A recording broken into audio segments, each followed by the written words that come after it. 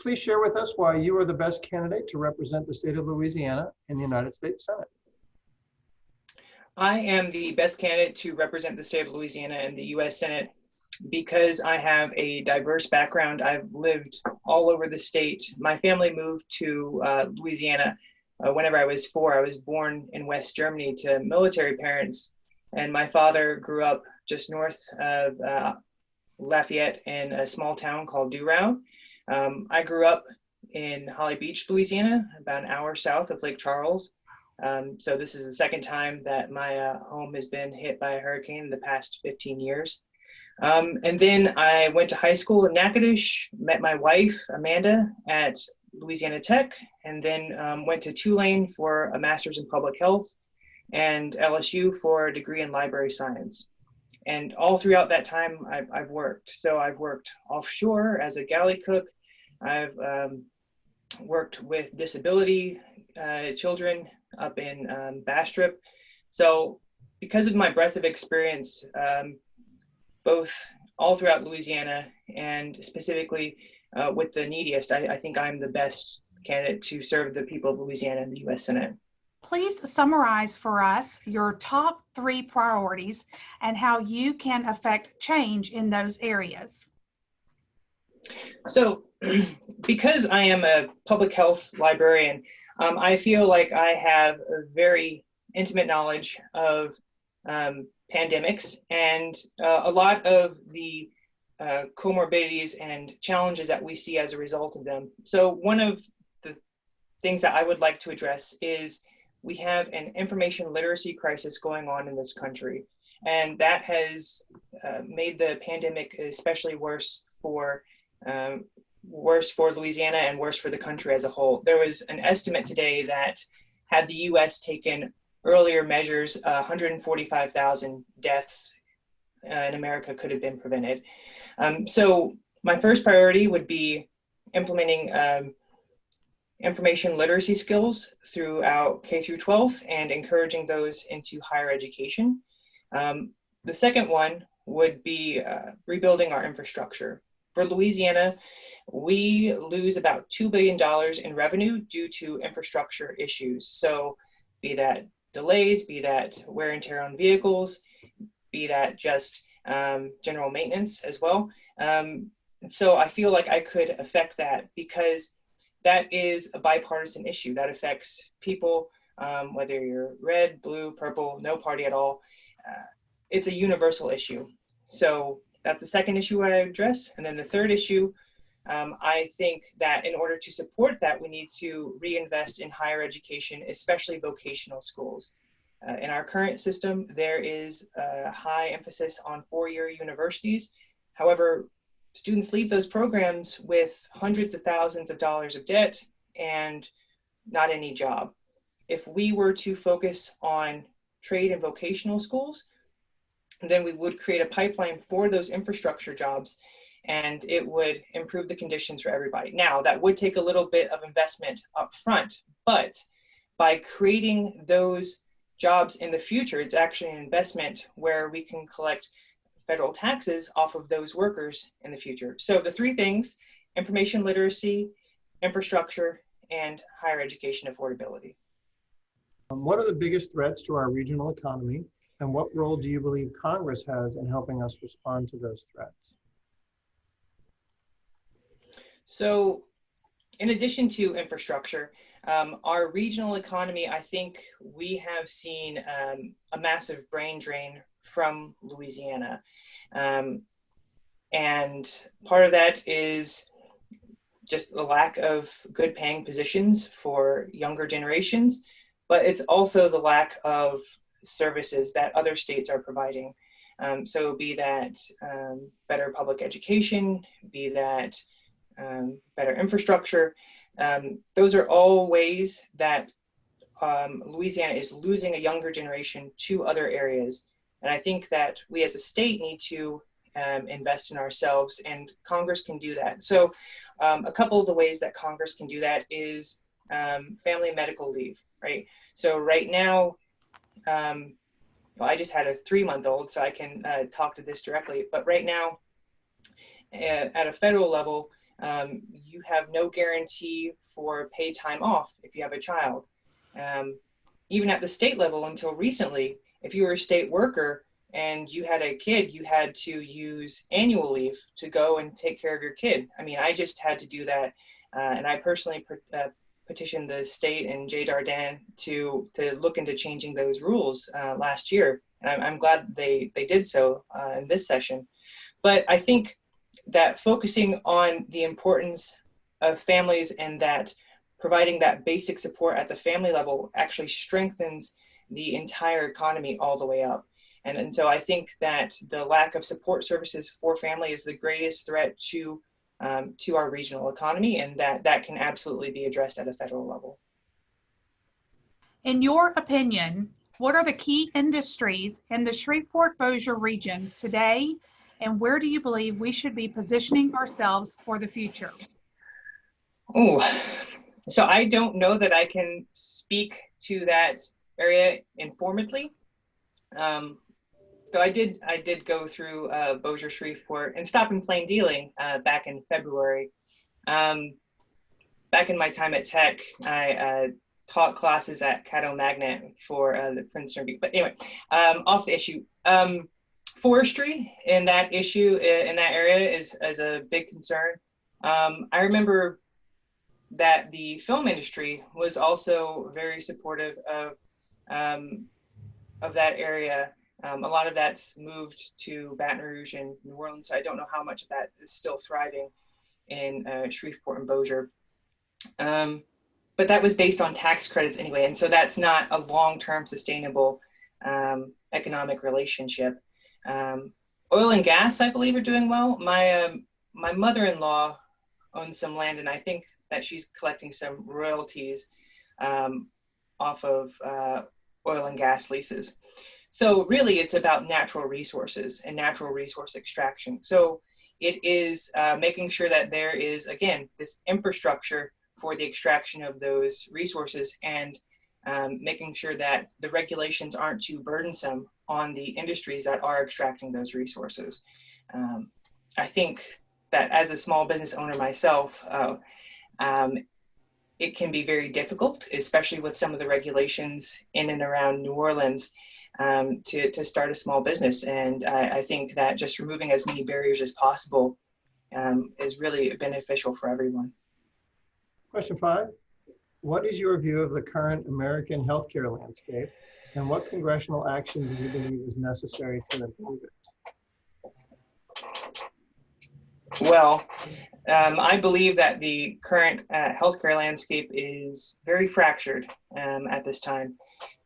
We have a current representative who was a doctor in the charity system for years and years and worked with the uninsured, and yet has voted repeatedly to repeal protections for pre-existing conditions. I feel like if the federal government can stop having these persistent fights over Obamacare and get some regularity in the market, then we would see level offs in insurance, we would see plateauing, and at least some stability in premiums. So I feel right now it's extraordinarily fractured, and the COVID-19 pandemic has exposed a lot more of the instability in the market. I mean, 5.5 million people in this country have lost insurance due to COVID-19 unemployment, and the congressional response has been, go to Obamacare. You're eligible for Obamacare, but that's being challenged in the courts and it's due to be heard in the Supreme Court in the fall. So I think there needs to be some modicum of stability. So look, I'm not in favor of repeal and replace because I've not seen what would replace it, but I am absolutely in favor of modifications. In my own platform, I think that we need to focus especially on making universal preventative care highly accessible. The people who are using these resources and need them for free, so Medicare especially, Medicaid too, and the welfare system, they are people who are more likely to put off medical care, and they are also more likely to incur negative outcomes later on that become more expensive as they are neglected. So be that untreated diabetes, be that an early diagnosis of heart disease. These are all steps that can be caught early enough and be mitigated and be cheaper for the federal government and the taxpayer long term. So I think some stability and some long-term planning instead of this partisan back and forth. Personally, as a no party candidate, I feel like I can reach across and compromise with both sides, but with this partisanship in Washington, it's just both sides entrenched and there can be no middle ground. And that's detrimental to the American people, especially in the healthcare setting. A number of our significant community assets, such as the Cyber Innovation Center, Barksdale Air Force Base, Red River, and I-49, I-20 depend upon federal support. How would you support these initiatives while in the Senate? I would support these initiatives by looking further into them first. But again, the I-20, that's infrastructure, right? So making sure that this region is very strong and has easily accessible and navigable roads. The cybersecurity and Barksdale, I think one of the main reasons that we as a country are as relevant as we are in the world is not just because of our strong economy, but because of our strong military. So supporting both of those is essential in the form of cybersecurity and Barksdale. Just as a little aside, my father-in-law was stationed at Barksdale. He was in the Air Force, and so for years and years afterwards, they would always go to Barksdale and have their Thanksgiving dinner at the mess hall. So I'm very familiar with the area. Unfortunately, not as familiar with some of their economic needs, but these are consistent needs across the country. So robust infrastructure, robust military, and robust cybersecurity. Our area has an abundance of oil and gas resources. At the same time, renewable energy development is expanding across the globe. What role do you believe Congress and the Senate have in helping our region address both of these opportunities? So I think that because of the abundance of oil and gas, that's going to stay relevant for a while. And for the foreseeable future, even though renewable resources are becoming more efficient and more prevalent, and they are helping to mitigate some of the climate change issues that we are currently experiencing, it's not robust enough to completely supplant oil and gas. And for that matter, if we just focus on oil and gas as a fuel source, then we're being very short-sighted about how we will have a continued need for plastics. So I think that it is very important for the state not to drag its feet in the renewable energy revolution, essentially, that is coming, because that's just becoming more and more prevalent, especially as it's so easy to knock oil rigs offline every time we get a storm and have to abandon them, and then we get oil leaks. So we do need to make that transition, but oil and gas should not be left behind in that transition. And there are a lot of ways that they can be carried forward as well. So creating subsidies for migration from oil and gas for fuel producing to oil and gas for plastics and the rest of the economy. And then making some stability in the market for renewable resources as well, because we saw solar panels and solar energy get subsidies under the previous administration. Under this administration, they've been rolled back. So if there were some, again, economic stability around the issue, it would make it easier for the entire region to transition. Congress has recently passed nearly $5 trillion in stimulus relief to support businesses and individuals during the pandemic. How do you believe Congress should approach addressing these costs over the long term? I think that this is part of a larger issue about debt management in this country. And my campaign fully supports a balanced budget amendment. I think that as we continue to run up these deficits, it's, again, I keep harping on this, but creating more instability in the future about how easily we can pay off our debts, especially as both sides dig in about raising the debt ceiling. So I think there are a couple of issues about this. Number one, I think that for Social Security, paying 40 quarters into a system is not enough. So I would increase the length of time that recipients have to pay into that system. And then I also think that corporate taxes are not high enough on certain businesses. For example, Amazon pays 1.2% in federal income tax. As an individual, I pay probably like 20 times that. So there are some discrepancies about the equity of paying taxes. Joe Biden has said that nobody who earns under $400,000 would pay more taxes. I think that's a perfectly reasonable number. And then closing a lot of the tax loopholes. For example, if you rent land from another company that's controlled by a larger company that you are part of, then that's able to be written off. And I think closing that kind of loophole, that essentially shell game, would help a lot. So it's boiling down to increasing revenue, but also being smarter about our expenditures. So if, for example, colleges want to be able to earn federal grants, they need to do a return on investment analysis, and that's at all levels. So it's holding people accountable who are receiving these funds, but also increasing revenue into the system as well. Question 9, it appears that partisanship is growing more deeply entrenched in Washington, D.C., and citizens are growing more frustrated with the political process. What will you do to help change that and still remain effective for the state of Louisiana? So I remember whenever the 2017 tax cuts were going through Congress, that there was a lot of talk about how centrists held a lot of power because you already knew where people who were far to the left and far to the right stood, but the people in the middle, they could go either way, and those were the ones who in the end decided to vote. People like Lamar Alexander and Susan Collins.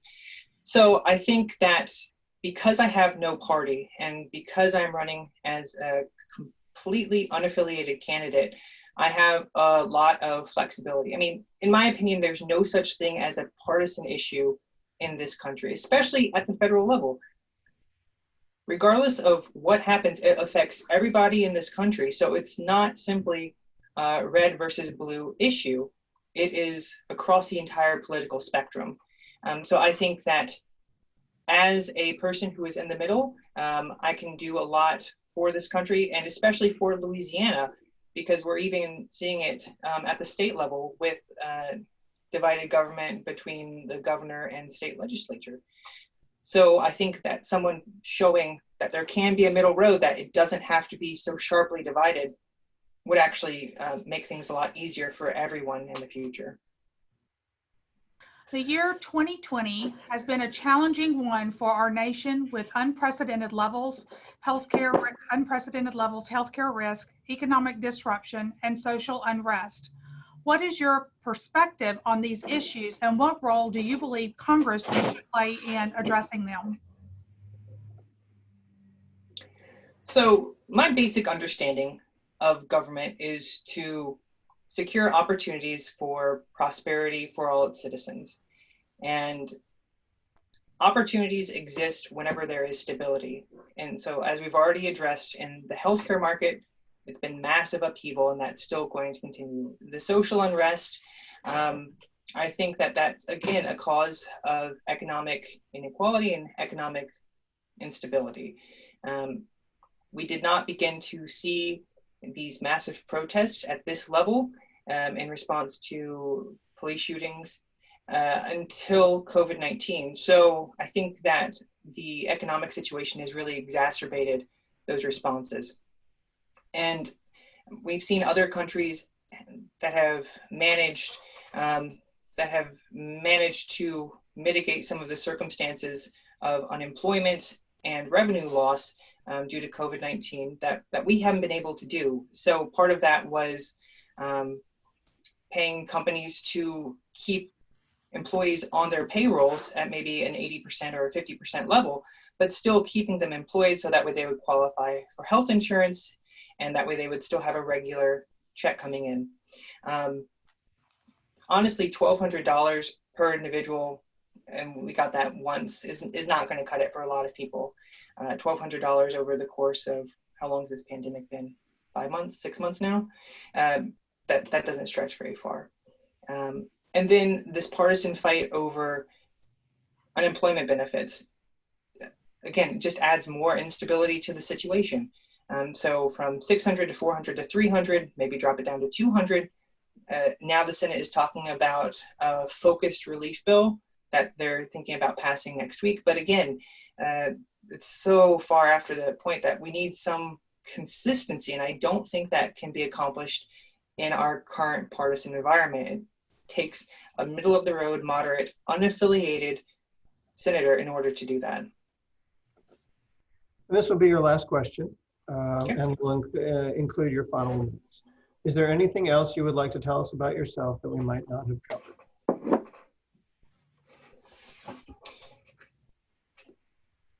Not that I can think of, but I would like to rephrase that all of my concerns and all of my platform positions are about consistency and reinvesting in America, be it from infrastructure, from higher education, from healthcare to family and medical leave. It's all about reinvesting in ourselves as a country.